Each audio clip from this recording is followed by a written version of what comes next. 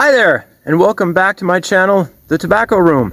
Just thought I'd give you a quick update on how the plants are doing here in Denmark on the island of Falster. As you can see, a couple weeks after fertilization, the plants are growing very rapidly. The rows have closed, that is to say there's not much space between individual plants, making it more difficult to do weeding and cultivation. As we walk around the rows, you can also see that some of them have become a little bit damaged by the wind, like this leaf here on this golden burley plant.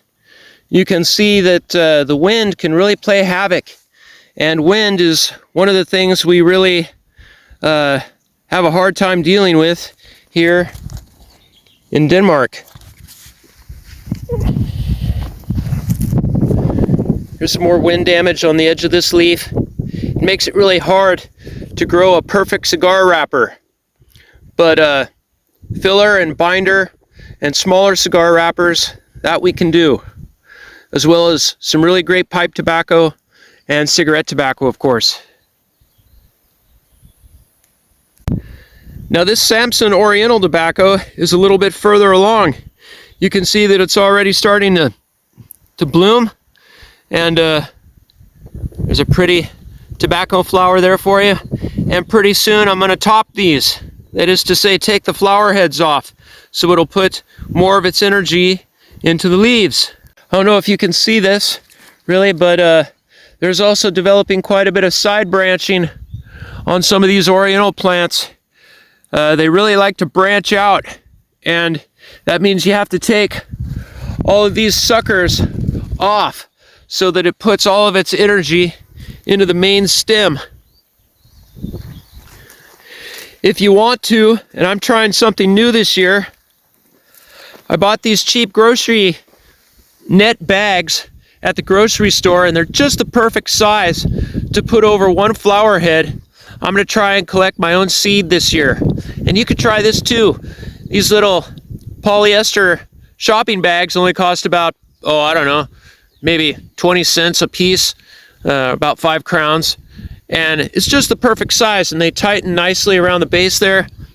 And this prevents cross-pollination between the other sorts. Tobacco is open pollinated, so it can cross quite easily if you don't do this. All of the other plants, I will take the flower tops off. And soon it's also time to start pruning the suckers. Some golden burley. You can see how much lighter green it is. Almost golden yellow in color. That's because of the very low nitrogen content in this plant. As compared to this Badischer Gutertimer, which is dark tobacco. Good for cigars and pipe tobacco.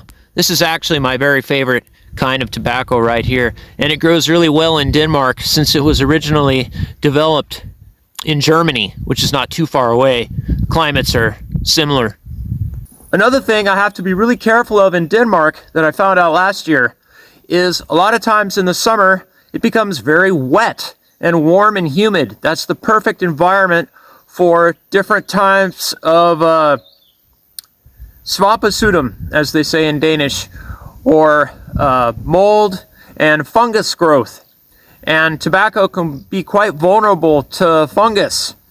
I lost quite a bit of some of my crops to fungus last year because it was very warm and wet right when they were at that critical medium growth stage. There's really not much you can do since there's not a lot of fungicides that are approved for growing tobacco, especially in Denmark. They don't really grow tobacco here commercially.